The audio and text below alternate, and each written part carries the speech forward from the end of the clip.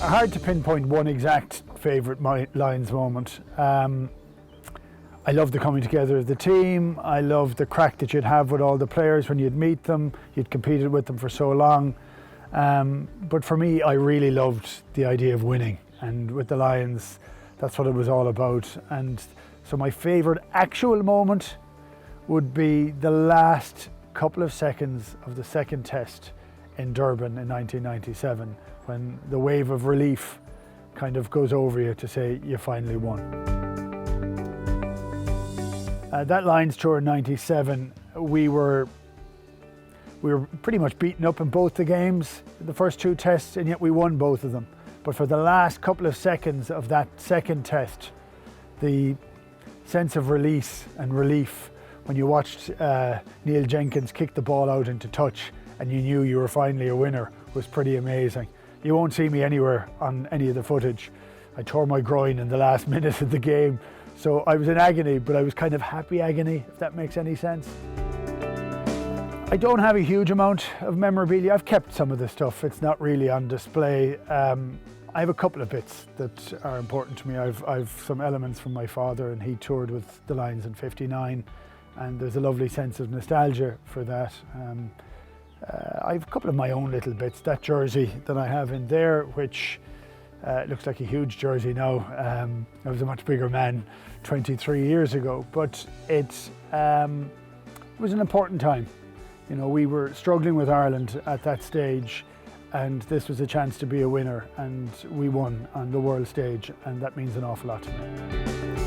I've had this picture in the house forever, which is Dad on the tour in 1959, and he's got that camera around his neck, so I got it fixed. The camera was always broken at home. I got it fixed and brought it on tour with me in 2001 and said this will be fantastic. I took photographs of everything, of everyone, to find out I didn't get it fixed properly because none of them came out. But I liked it. The sentiment was worth it, but the reality didn't quite come up to scratch.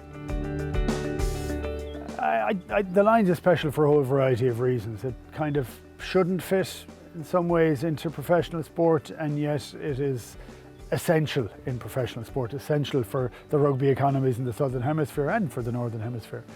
And that seems very cold and like brand type stuff that you don't really want to get overly associated with, but the Lions are so much more. And it is the coming together, it is the difficulty of bringing four countries to play in a test in a month's time, having not played together. Rugby is a complicated game. To be able to do that and win is pretty fantastic and amazing, and everything's stacked against you. And there is brilliant camaraderie that's built up for touring on those, for guys who get to know each other, and that's fantastic, and they're friends that last for life. But also the guys you played against. And you don't interact with them too much, but you have a shared existence and a shared memory. And so when you meet them 10 years later at a World Cup or at another Lions tour, socially, there's something pretty spectacular about that too. There's a great joy in going into a Lions change room and looking around and looking at some of the players that are there. And I remember when I was 25 in '97, and you're looking over, and there's Ian Evans, and Ian was approaching the end of his career. I used to call him Dad on the tour, and his career had been just magnificent. He was a phenomenal player, and there's a great joy to suddenly play with one of your heroes in it, and to play with someone like Martin Johnson. And Martin was an extraordinary captain, and I would have followed him anywhere. We ended up in '97 having a camera crew go around with us for the whole tour, and they had pretty much unfettered access to everything, and you didn't notice them after a period of time. They were good guys. They were unobtrusive guys. So you could be in a restaurant having a meal, and they could be sitting in the far corner and filming you, and there was a lovely sense of camaraderie with those guys. And I remember at the very end, they were doing the final cuts and edit for it, and I got a phone call to say, Woody, you feature a fair bit in this, and we want to run through a few bits with you to see if you're okay with it, because you curse quite a lot in the change room. I said, look, I curse in the change room. There's no secret about that. That's true. I said, go on, play it away. So what we're looking at We're gonna out-think him, out-fox him, out-run him, out-scrummage him, out-line him, out-kick him if we have to. And I was stunned to see that I was involved in it as much as I had been, because they were there all the time. I never spoke to camera once, so I never felt as if I was going to be part of it, and so I got a bit of a shock of it actually afterwards, and it was it was interesting. I think it gave people a really good insight into how normal all the guys are, how nervous they were before games. There's a few of us puking in the change rooms before the matches, and this huge sense of nerves and fun and the challenge, and some of the team meetings were pretty amazing.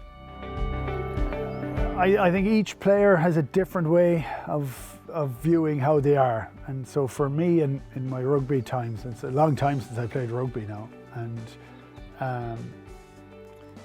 I was nervous and played well, or I was relaxed and played well, and I was nervous and played badly and relaxed and played badly. It didn't seem to make any sense as to what happened beforehand. But at that stage, I think we knew we had to win this one, because I didn't think we'd be able to last to win the third one.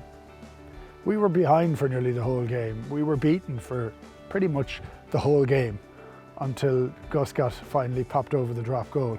His first ever drop goal. Well, successful one.